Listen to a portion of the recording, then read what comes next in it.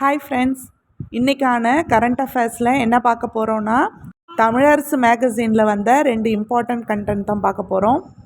விழுப்புரம் மாவட்டம் வழுதரெட்டி கிராமத்தில் 21 சமூக நீதி போராளிகளுக்கு ரூபாய் 5.70 கோடி செலவில் மணிமண்டபம் திரு ஏ கோவிந்தசாமி அவர்களுக்கு 4 கோடி ரூபாய் செலவில் நினைவகம் தமிழ்நாடு முதலமைச்சர் திறந்து வச்சுருக்காங்க. இது என்றைக்குன்னு பார்த்தீங்கன்னா 28 ஜனவரி. இது எங்கே திறந்திருக்காங்கன்னு பார்த்தீங்கன்னா, விழுப்புரம் மாவட்டம் வழுதரெட்டி கிராமத்தில் 21 சமூக நீதி போராளிகளுக்கு மணிமண்டபமும் முன்னாள் அமைச்சர் திரு ஏ கோவிந்தசாமி அவர்களுக்கு திருவுருவ சிலையுடன் நினைவகமும் திறந்து வைத்திருக்காங்க. சமூக நீதிக்காக தொடர்ச்சியாக 1987ஆம் ஆண்டு 20 விழுக்காடு தனி ஒதுக்கீடு வேணும் அப்படின்னு சொல்லி தமிழகத்தில் நடந்த போராட்டத்தில் காவல்துறையினருடைய துப்பாக்கி சூட்டுக்கு பலியானவங்க தான் இந்த 21 பேர். இவங்க பேரெல்லாம் ஞாபகம் வச்சுக்கிறதுக்கு கஷ்டமாக இருக்கும். ஸோ குரூப் 4 எக்ஸாமுக்கு பார்த்தீங்கன்னா அந்த நேம் அந்தளவுக்கு இம்பார்ட்டன்ட் கிடையாது. ஜஸ்ட் ஒரு கிளான்ஸ் வேணாலும் நேம் பார்த்துக்கோங்க. தமிழ்நாடு முதலமைச்சர் சட்டமன்ற பேரவை விதி எண் 110 கீழ் 2021 செப்டம்பர் 2ஆம் தேதி பார்த்திங்கன்னா இந்த இடஒதுக்கீடு போராட்டத்தில் உயிரிழந்த 21 பேருக்கு மணிமண்டபம் அமைக்கப்படும் அப்படின்னு சொல்லி அறிவித்திருந்தாங்க.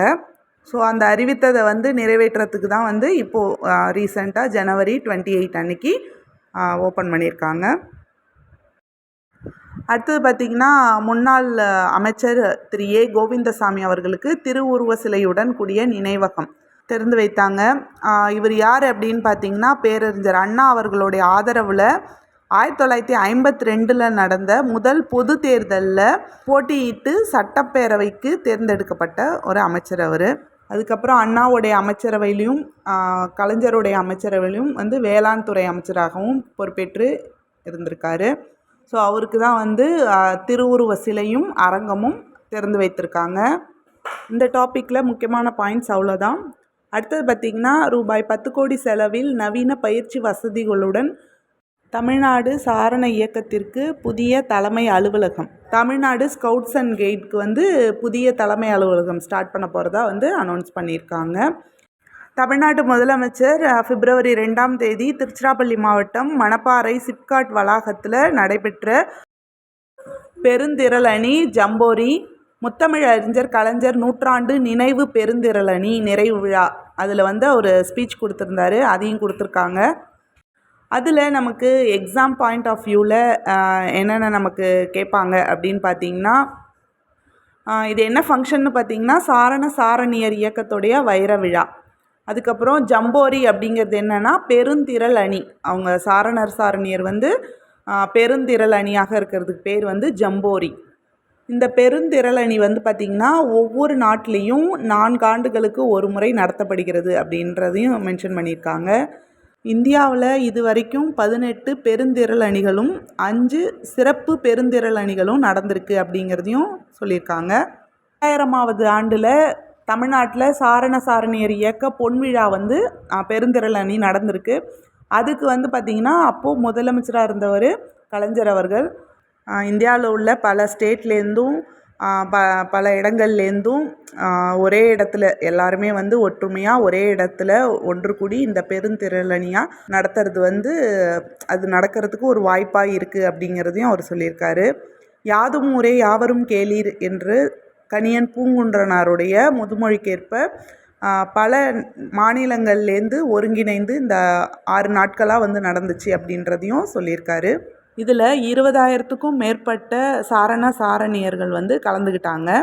இதில் பார்த்திங்கன்னா முத்தமிழ் அறிஞர் கலைஞர் நூற்றாண்டு வரலாற்று விளக்க கண்காட்சி அரங்கு அமைக்கப்பட்டு அதை நிறைய பேர் பார்வையிட்டு இருக்கிறாங்க அப்படின்னு சொல்லியிருக்காங்க.